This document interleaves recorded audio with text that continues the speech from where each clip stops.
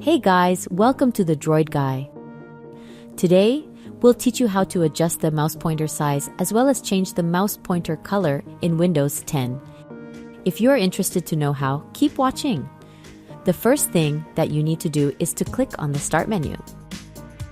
Then click on Settings. Once you are on the Settings window, scroll down, find and click on Ease of Access. A new window will open. Click on Mouse Pointer.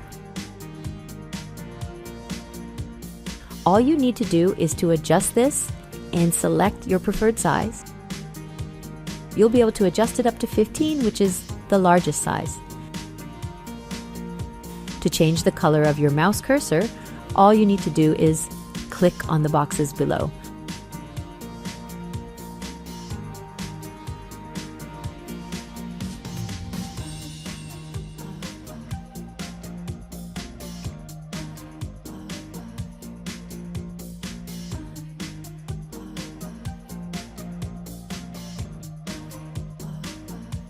Once you have chosen your preferred size and color, you can now close the window and you're all set. I hope this guide has been helpful one way or another. Please make sure to like, share, and subscribe to our channel. Thanks for watching.